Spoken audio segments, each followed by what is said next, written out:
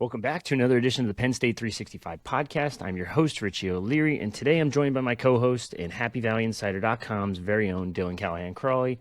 Dylan, I'm looking now, what do we got, like 40-something official visitors confirmed already? Like, this is kind of nuts. It's not even March yet, and there's 40 May/June official visitors confirmed.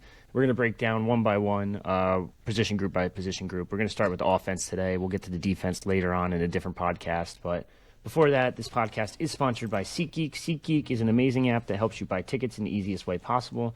So please, if you ever need to buy tickets to a sporting event, a concert, theater, or this is a weird ad read actually, or anything else that sells tickets, click the link in the description below. Use the promo code Penn State Rivals, PennStaterivals. I can't believe I got that right. Penn State Rivals, all capital, one word, gets you $20 off your first purchase only. If you already used that promo code or you already used a different promo code, make a new account, get a new email. It's very simple. Get your $20 off. Minimum purchase is $40, but SeatGeek.com, the number one ticket selling distributor out there. Tickets, that didn't sound right either, but anyway. Also, if you're interested, we are looking for more sponsors for the podcast. And our podcast, if you're interested in sponsoring, email either myself at psunrivals@yahoo.com or Dylan, which Dylan, I don't know what your email is, so I think these just would be probably, I just actually created a new one over at Yahoo. Let me get that here. Let's go with DylanCCRivals@yahoo.com. There you go. That's a good place to find me over there as well. With that or any other thing you may have, whether it's maybe a little bit of inside information or you just have a question about the site or whatever it may be, that's a good place to hit me up, or on Twitter, of course, at RivalsDylanCC. Yeah, so reach out to us on any of those, any platform, any social media platform, if you're interested in sponsoring. But back to the nitty-gritty stuff, back to the official visits. Let's go position by position group, starting with the offense today.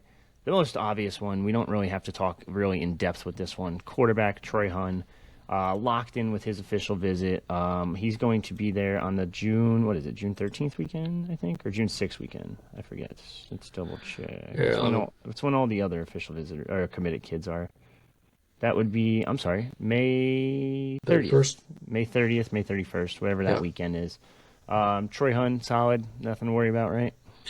Yeah, I don't expect anything to really change in that recruitment. Honestly, when you're talking about a kid who's 3,000 miles away, you always have to, monitor the situation, always have some backup plans in case things do change, because 3,000 miles is a long way from home.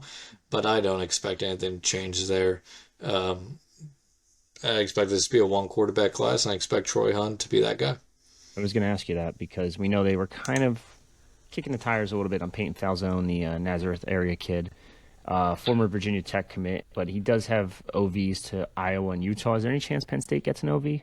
How much does Falzone want to play quarterback versus tight end? I mean, if he's going to play quarterback in college, he's not going to be in any line. It's pretty simple as that. If he's open to playing tight end, I think Penn State has a chance to, land him down the road. But it seems pretty, he seems pretty set on wanting to play quarterback, and rightfully so. He's a 4-star quarterback for a reason.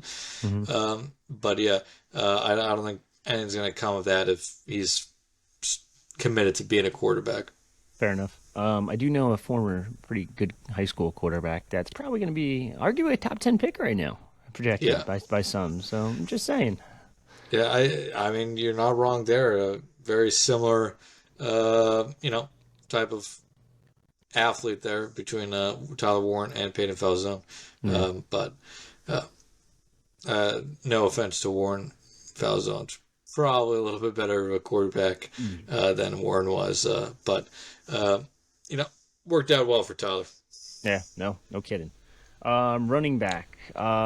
First question, Messiah Mickens. We know he's coming to campus May 30th with the rest of the commits, but he has 2 other official visits. How worried should people be about that one?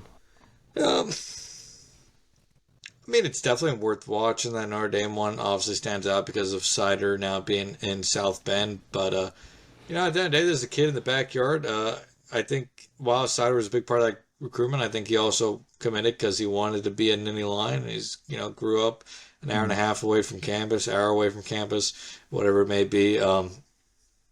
And I still think Penn State's in a good spot to eventually sign Miggins, but definitely, they have to get out of the woods here over the next few months, and it's going to be Stan Drayton's first big test. But let's be honest, if Messiah Mickens doesn't work out and stays committed to Penn State, Penn State will be just fine at running back. They'll find somebody in the class to replace him, and that's not a anything against Mickens. Mickens is a hell of a running back. I really like his potential.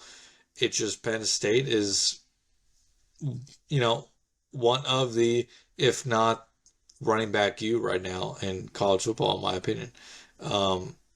What programs have developed, as many running backs as Penn State has over the last few years?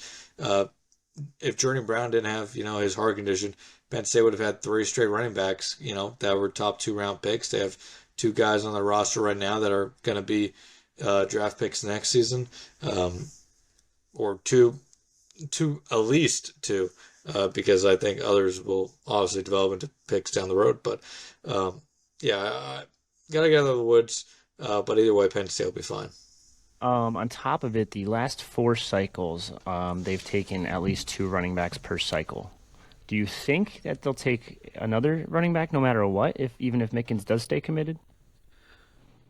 Yeah, considering what they've done at the running back position this fall, this cycle, I think there's a good chance that they do take a second running back. They've been in on other running backs, haven't worked out so far, but if they find the right fit, I don't think they're going to necessarily reach for a running back, but if they find the right fit, I could see a second running back being added to this class. Am I wrong to assume that guy could be Favor Akey out of Ohio, just because he's told us multiple times he's wanted to get back for multiple spring practices, not just one? And he was supposed to be there for junior day, but unfortunately, due to weather issues and travel issues, he wasn't able to make it. I mean, that would be a pretty good, candidate there for the second one, based off everything you said here. We'll see if, he does get a official visit here set to Penn State. And if he does, it's definitely a good sign for Penn State in that recruitment. Probably should check in with our guys to see where they stand with the key in general on their side of things, but definitely a worthwhile candidate to watch out for. Yeah, I know he has USC. He'll be back on campus in April as well for a spring visit. Yeah, so he'll get on April 3rd, I believe. Yes. Zaire Coleman, brothers, kind of on the team now. Like, that's another obvious one. Be interested to see if they kick the tires there, but let's move on a little bit. Wide receiver, and this is where things get super interesting to me. Now, obviously, the 3 committed. Between those 3, all 3 have gotten that's actually before we even go past those 3. Those 3 have all gotten offers from other schools since committing to Penn State. Yeah. Do we think all 3 are solidly committed still? Yeah, I think, Penn State's done a really good job of holding on to all 3 so far. I don't really perceive that changing. Guilford, obviously, is one that is really interesting to watch out for because he does have that Ohio State offer. And there's, the Buckeyes may push as, the cycle progresses there more programs may come after him. Rogers, I still feel, is flying under the radar, both from an offer perspective and even on our site. I disagree with his ranking. I think he should be a 4-star prospect. I think you watch that film and you see a potential game changer at wide receiver. That potential, playmaker that Penn State's desperately missed having on their roster the last few years. I think Rogers can be that type of wide receiver. If more offers come his way, always could be interesting. But I feel good about all 3 of signing with Penn State as of right now. But sign day is still, the early sign-up period, even if we even want to call it that anymore, is still, as we record this, about 9 months away. So long time to play out here still. But as of right now, I don't see any reason not to believe that they won't sign. Yeah. just on top of all that, I saw Jasir Rogers 2 weeks ago a week ago, 2 weeks ago at the Pylon 7-on-7 in Jersey. Very, very talented kid. Now, mind you, it's tough because the competition wasn't amazing, but he was still able to high point the ball. He's able to get past to just about everyone. He's outrunning everyone at his size too, which is super impressive. Right. I think you're right. He should be a 4-star, to be honest with you.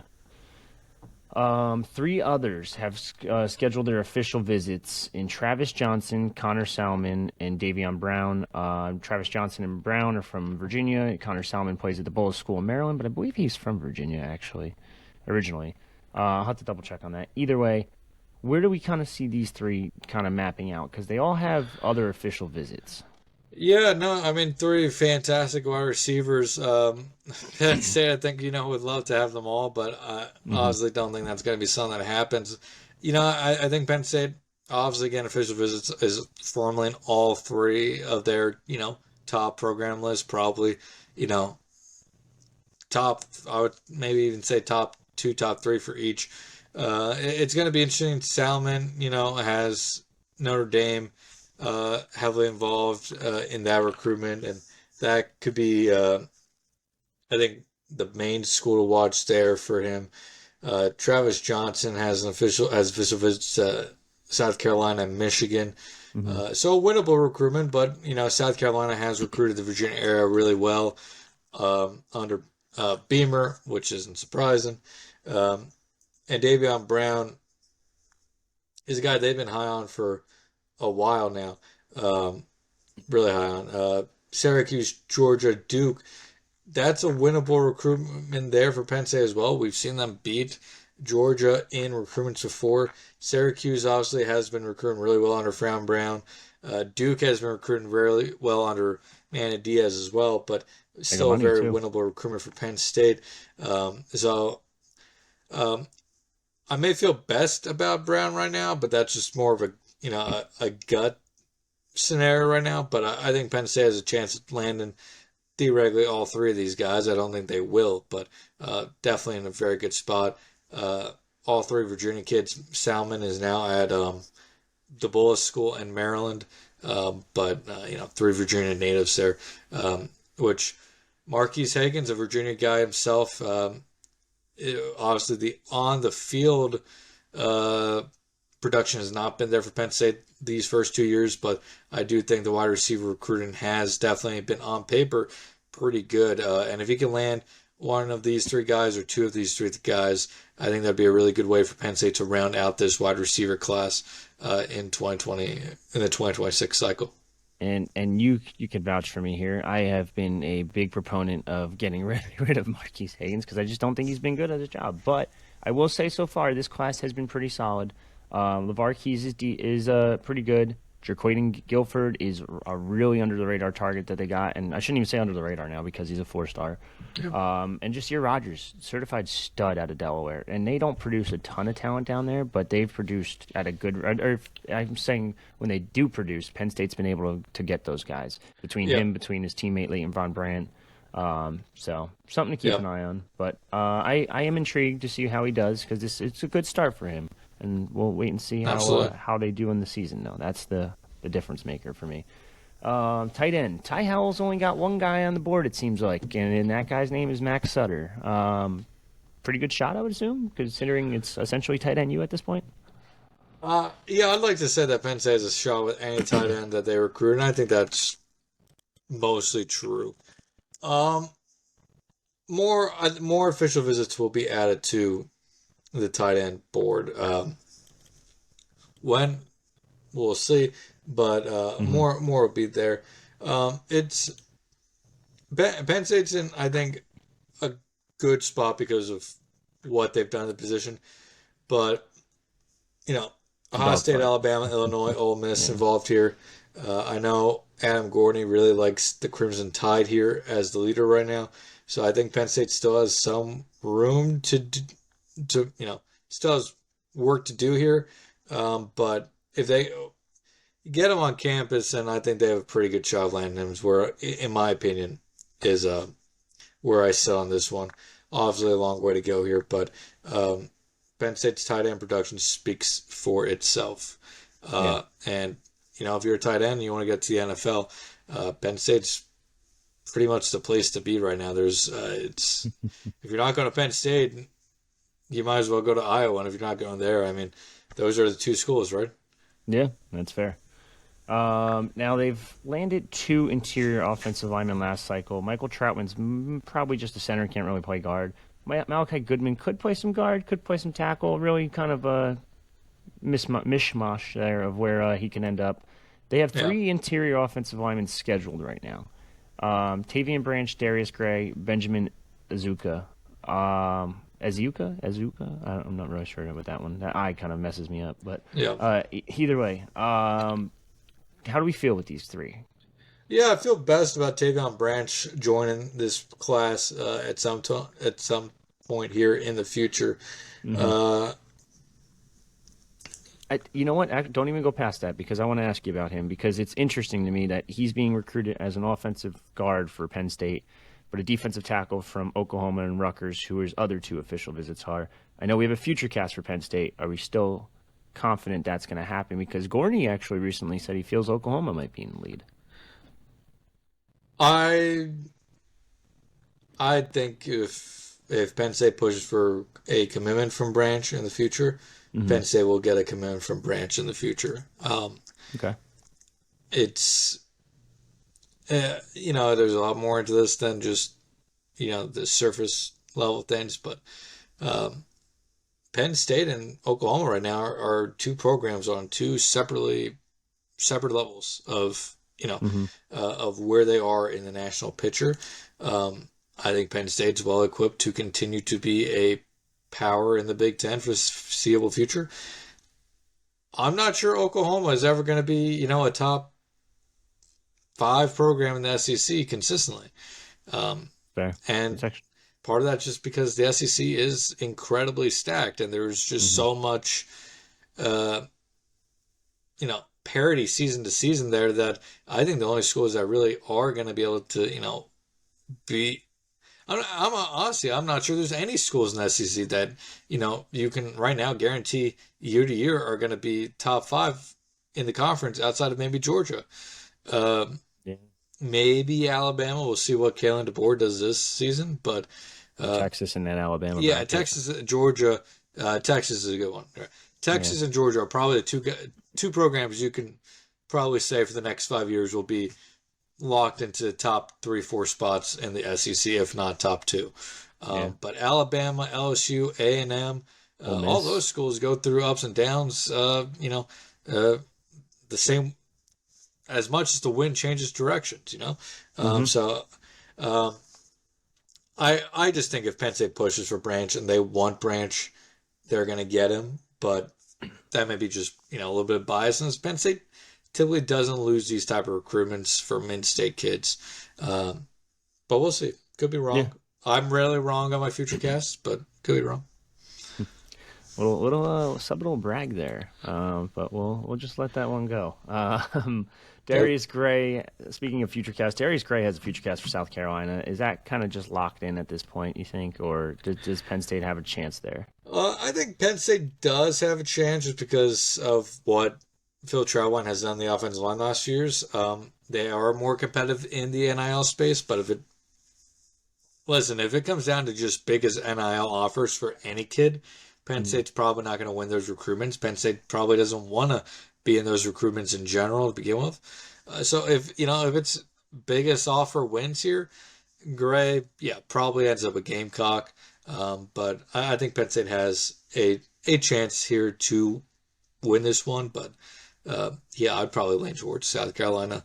And on Benjamin, he has Azuka. Still learning more about that recruitment. So nothing really there on my front right now. But definitely, with the official visits, definitely a name to watch. Where they're lined up is interesting too. Like Benjamin Azuka is June 20th. And in the past, and I could be wrong, correct me if I am here, but in the past, they've usually saved that last weekend for, I wouldn't say back burner kids, but like that secondary on the recruiting board. So would he kind of fit in that mold, you think? I think that's fair to say. A long time ago, you wanted to be the last visit. Yeah. Not even that long ago. A couple years ago, you want to be the last visit. Now you kind of want to be the first visit, but you also don't want to be really an April or mid-May visit either. I mean, some schools like Illinois schedule official visits for Illinois. Sorry, Illinois. Illinois, the Illinois of the world schedule official visits for like April a lot. But I think for Penn State, they want to be in that late May, early June, early to mid June for your top guys. Which, we're talking about offense today. We're going to talk about defense in the future, but Joey O'Brien, arguably their top overall target in this class, right now is scheduled for a mid-May official visit. If you're Penn State, you're going to want to get that official visit moved, hopefully, into June at some point, because that's a really early visit to have, and that's a lot of time for him to have that post-visit high and then come down off that post-visit high. Long time between that and the next visit, and then by the time he makes his decision, he could be a month and a half, 2 months away, removed from that official visit. So just an example there. But with Izuka, probably fair to say down the board candidate here with that final OV weekend for June 20th. All right, fair enough. Real quick, going back to Oklahoma, they just announced the general manager, Jim Nagy, from the Senior Bowl. You know what? That might help you get to that next level that we were just talking about. It's an interesting one. Yeah, that's very interesting pick there, especially that he was a Senior Bowl might go down the crapper now, but yeah. That's just that's a unique one. I'll give them that. And we'll talk more about that in a little bit. But offensive tackle. Let's finish this one up. Offensive tackle. Penn State has one commit currently in Kevin Brown, superstar stud. I think will be a 5-star when it's all said and done. Hard to say because I guess he's just so close, man. I think he gets it. But there is a couple. I shouldn't say couple. There is 1, 2, 3, 4, 5, 6, 7, 8, 9, 10, also, 11, 12, 13, I guess Oklahoma had to use some of that leftover Jim Knowles money. There you go. Gotta be quicker than that, man. Yeah, that would have been really good. You were talking. It's fine. Like, cut me off. Anyway, so Kevin Brown committed 15 other kids coming to campus that are offensive tackles, ranked as offensive tackles. Mind you, some of them could end up at guard. 5-star in there. There's a Florida State commit in there. What are we kind of thinking with this whole group? I'm not going to ask you to go one by one. Yeah, we're not going over this one by one. It would take an hour. I'm trying to talk about the one that has a future cast for Penn State already. Do you want to talk about the 5-star? Do you want to talk about the Florida State commit? I am in our sheet right now. Oh, we have 2 future casts actually for 2 of them now that I think in our sheet. I bulleted 4 guys here. I think these are the guys that are the ones to especially watch going forward.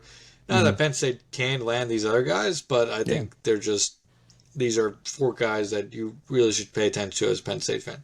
One is Marlon Bright out to Paul Catholic in New Jersey. Guy, I think we have a future cast for. If not, probably a future cast coming in the near future. We do. But a player that is incredibly high on Penn State. Penn State has a late May official visit, so already scheduled. I'm sure more will be scheduled for him in the future, but I won't be surprised if this one ends before official visit season. Not saying it will be, but Penn State's in a great spot for him. He's been to campus half dozen times already. Last on campus in February, a visit that went really well for him. Anytime you talk to him about Penn State, he has great things to say. Just really think they're in a great spot there. Played alongside Mike Troutman too. Don't forget. Yeah. So. The other ones we have, let's go with Emmanuel Anacho, 5-star, superstar. Only has one other visit to Maryland. Dude, can they pull this one out? Yeah, so really interesting. Obviously, right now Maryland is the buzz team in this recruitment between him and Zion Ely. The Under Armour checks must be, really coming through these days for the Terrapins because let's be honest, outside of NIL opportunities, I really can't understand what Maryland is selling these kids on right now because they're not developing players well, and they may have a new head coach this time next season. I was gonna say, yeah. I'm not sure what Maryland is selling them kids these kids on, but good for Mike Loxley to try to get some recruiting momentum here, and maybe it'll translate into the fall. But Penn State is going to be, all in on Iheanacho to a degree. I think they're going to try to be competitive in all levels here. There's going to be more than that Maryland and Penn State official visit here, but Penn State would love to pair him with Kevin Brown if they can. That would be an incredible 1-2 punch. If you're Penn State, I think you point to a guy like Ola Fashanu, Fashanu, who just, a starting tackle in the league. Yeah, a starting tackle for the Jets. Top, what was it? Was he a top 12, I think? I forget what number he was last year. High first round draft pick last year from the same area as Iheanacho. Similar backgrounds. Sell him on coming to Penn State, getting that world class education, but also being developed under Phil Trautwein. So he's the big dog, right? He's the big dog. If Penn State lands him, tremendous. If Penn State doesn't land him, not the end of the world. But it'll be interesting to see what happens. Team make or break for a top 10 class, top 5 class? For top 5, probably, just because there's just not a ton of other 5 stars that they're, heavily involved with to have a chance to land this cycle. Mm-hmm. So I would say for top 5 class, make or break, yeah. Okay. Carter Scruggs, we got it all future casting for him for a long time now. Actually. Yeah, a long time. Future casts here, a lot of these future casts are in and nothing happens. The more you're like, I wonder, but still feel good about Penn State here. Obviously, other schools involved here. He's being pushed by, Oklahoma. I think Georgia, Clemson, I think is involved with him as well. Yep. Numerous others. Really highly talented kid. Very, very talented.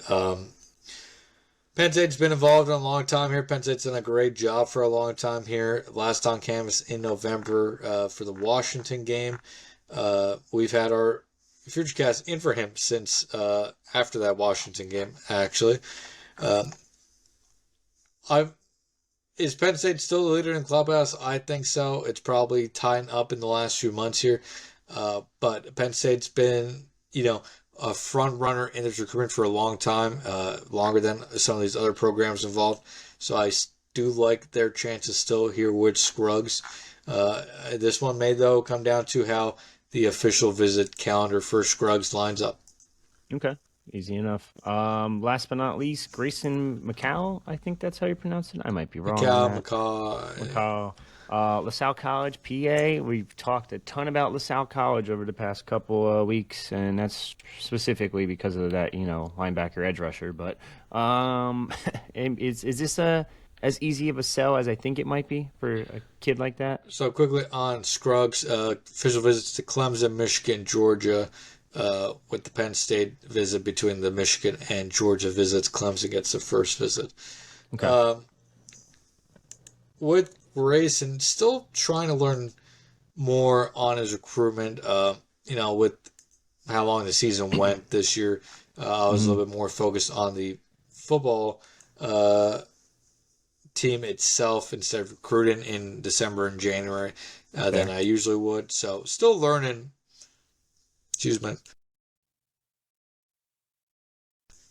Still learning more about his recruitment, but definitely a guy that I think Penn State has to feel like they're in a strong position to land based off of what I've gathered regarding his recruitment already. LaSalle product,